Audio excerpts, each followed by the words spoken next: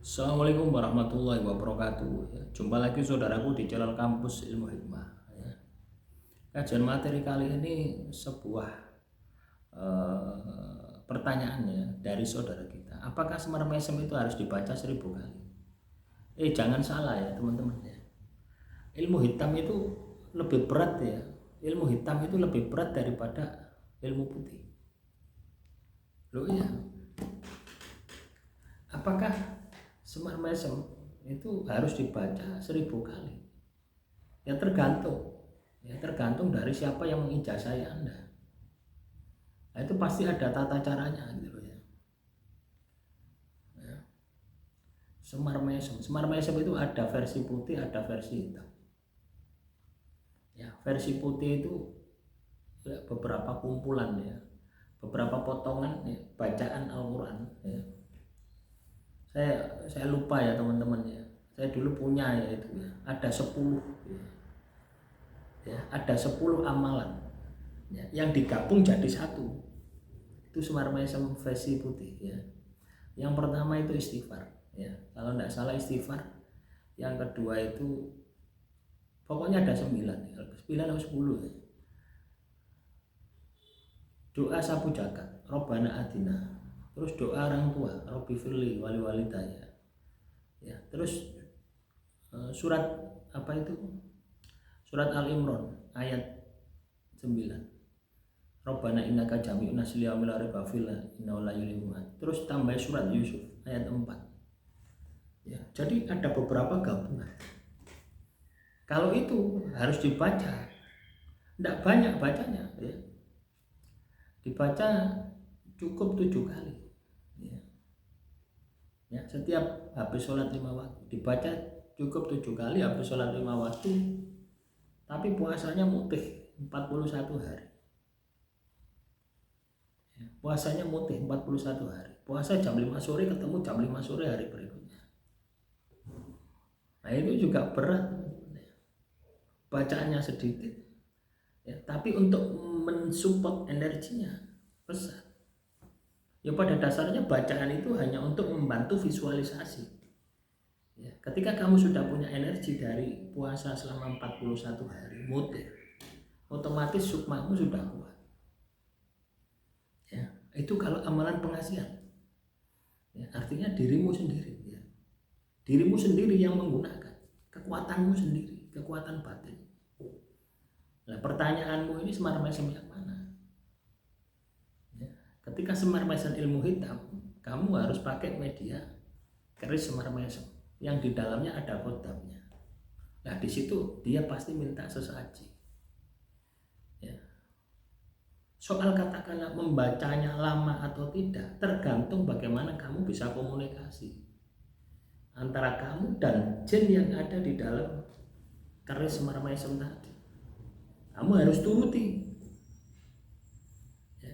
Jin itu kamu turuti apa permintaannya. Kalau itu tidak kamu lakukan, tidak bakal berhasil.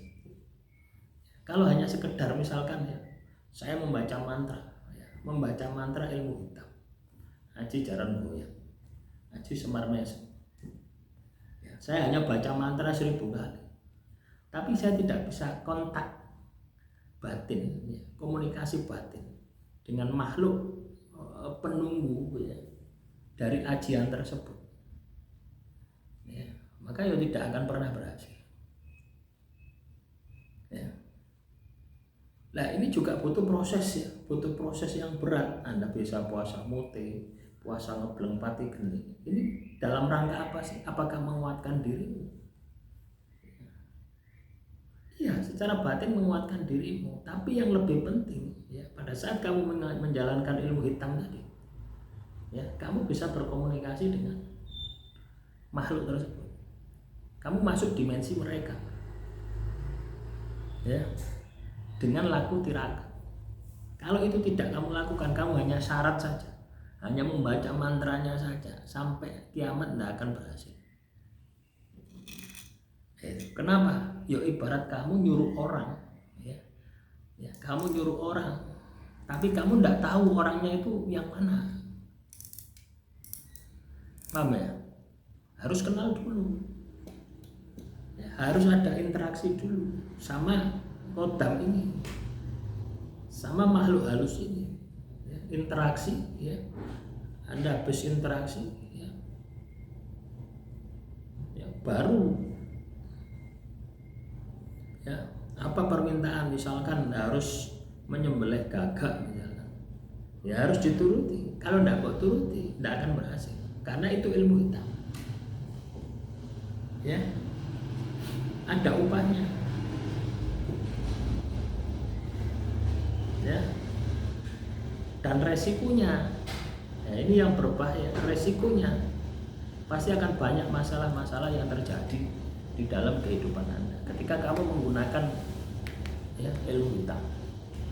Tidak perlu saya jelaskan, ya, Anda sudah dewasa, ya, pasti sudah bisa membayangkan, ya, resikonya bagaimana ketika kamu bersekutu dengan jin, bersekutu dengan iblis, ya, ya kamu pasti akan menjadi bagian dari mereka, ya. Jadi itu, ya. Paham, ya? Jadi mengamalkan sebuah amalan pengasihan ini kita harus tahu, ya. Kita harus tahu plus minusnya bagaimana, ya. Itu kita harus tahu.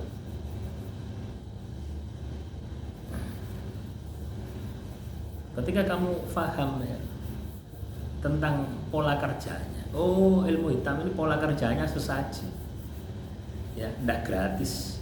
Beda dengan ilmu putih, gratis, ya, tidak ada risiko, ya. Tidak ada risiko, ibaratnya itu karena kamu berdoa, gitu, ya. Ketika kamu gagal, ya, tidak dikabulkan, ya itu risikonya, gitu. Kebanyakan orang itu terjebak antara pengasihan putih dan pengasihan hitam. Putih bisa jadi hitam, bisa, ya, dengan cara membaliknya. Bisa. Resiko ya tetap resiko. Ketika hitam itu resiko, ketika putih tidak resiko. Ya. Nah, kalau misalkan kamu mengamalkan amalan pengasihan, misalkan surat Yusuf, ya, terus kamu itu tidak berhasil, terus kamu itu stres, tergila-gila, itu kan resiko. Ya. Apakah yakin? Ya. Stres karena amalannya itu sebenarnya netral, ya, tapi tergantung dari diri Anda. Ketika kamu katakanlah tidak berhasil, ya, mengamalkan sebuah amalan pengasihan, ya, berarti ada caranya yang salah, lakunya yang salah, ya. Makanya butuh, ya, mengamalkan sebuah amalan pengasihan itu butuh pengendalian diri, ya, supaya resikonya itu, ya, bisa kita minimalisir, ya. Ya, ibarat kamu gagal sekolah, gak lulus gitu, ya itu resikonya kayak seperti itu. Beda ketika kamu menggunakan ilmu hitam, kamu berhasil ada resikonya, tidak berhasil tambah resiko, berhasil saja ada resikonya, tidak berhasil tambah resiko, ya. Demikian yang bisa saya sampaikan. Semoga sedikit pemahaman ini bisa Anda pahami. Kurang lebihnya saya mohon maaf. Assalamualaikum warahmatullahi wabarakatuh. Sampai jumpa di video selanjutnya.